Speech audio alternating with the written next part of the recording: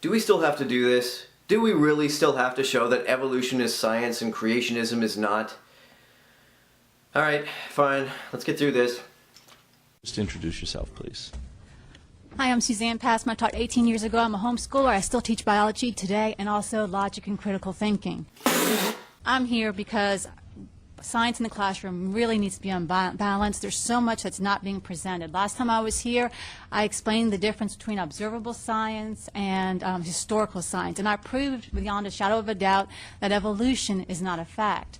No, what you proved is that you are gravely misinformed about what science is and how it works. Like she said, yes, we can prove evolution, and she says, oh, we have all these experiments. She talked about gravity. Gravity's in the present. You can test it, you can repeat it, you can prove it falsifiable. A theory, anything under scrutiny has to be falsifiable under the scientific method.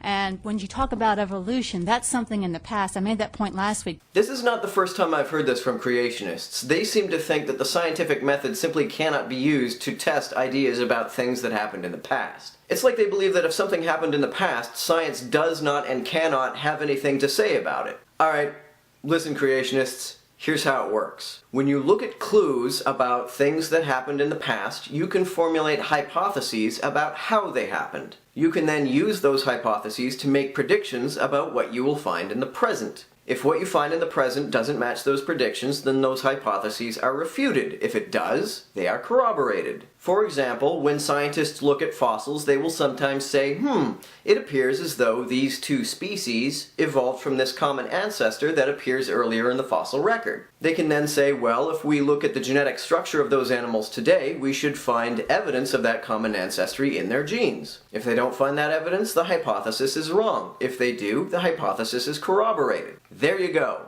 Testable, falsifiable, scientific. And theories of common ancestry have been tested thousands of times by looking at evidence in the present, and those theories pass those tests again and again and again. But let's talk about the Cambrian rock layer, where they talked about all those levels. I'm going to be just really specific. Yeah, you should find something called farm in the rock layers. As you go down the bottom, everything's supposed to be primitive. If you go up to the top, it gets more complex. You could spell the word farm: fish, amphibian, reptile, mammal. You should kind of see that in the fossil record. We do kind of see that in the fossil record. But you know what? They got a problem at the very bottom. Even Darwin knew about it. He spoke about it in his book, Origin of Species. The very bottom, you have the Cambrian explosion. Down in the very basic rock layers, underneath all the other rock layers on top, where the fossils basically start, already there, you've got fish, amphibians, and reptiles. They weren't supposed to come until hundreds of millions of years later. Is that being taught to our students? I hope not, because it's not fucking true. I have no clue where she gets the idea that reptiles can be found in the Cambrian fossil layer. As best I can tell, that came directly out of her ass. And that's when science is at its worst. For instance, Darwin, when he wrote his book, when he published his book 7 years later, basically Mendel published his book, The Father of Genetics. It's the very foundation of genetics that we study today. But for 40 years, the facts, the numbers were ignored because Darwin had something called acquired characteristics. He believed that a horse or something like an animal, it couldn't reach the leaves on the top branches of the tree, so eventually the neck got longer and it turned into a giraffe. Holy fuck, this person is made of fail. Darwin believed no such fucking thing. She's thinking of the long-discredited Jean-Baptiste Lamarck. Is there any observational science to support that? Well, we'll hear about, oh yes, we do see change, like in the E. coli bacteria. Oh, the E. coli bacteria. Well, one thing they love about, evolutionists like about E. coli bacteria, is they can mutate in many different forms. There's many ways they can mutate. It's really neat and fascinating.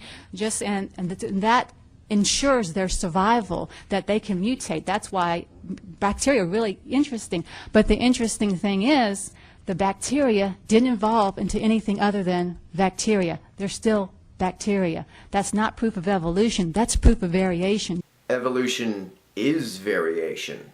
You have all the different types of dogs, and I've taught at the LSU vet school, and we have all these dogs, but they've studied the genetics of dogs, and not one professed, and we all know today dogs all come from basically two wolf-like dogs.